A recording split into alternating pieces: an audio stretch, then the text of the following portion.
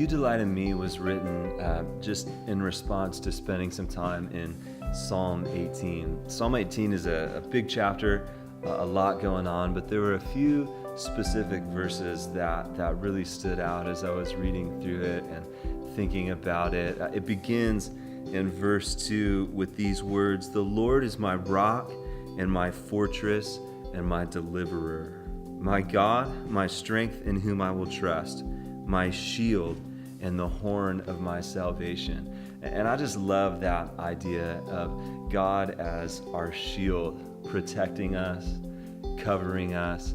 And then it goes on to say in verse 19, "He brought me out into a broad place.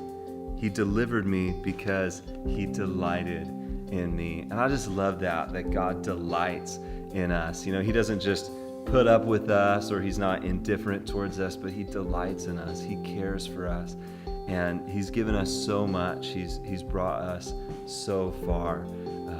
The bridge of this song says, "You have made me blameless. You have made me safe."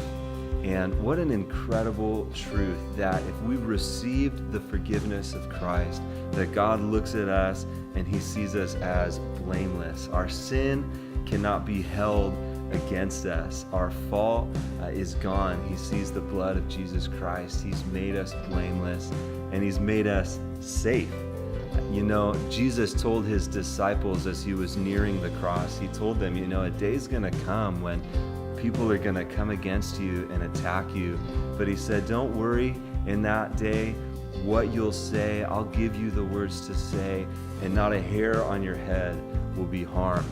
Well, we know that many of those men later were killed for their faith and their trust and their declaration of Christ, but we know ultimately that their salvation was sure in the hand of God, that as co-heirs of God with Christ, their inheritance was sure, their heavenly home for all of eternity, where every tear would be wiped from their eye. It was waiting for them.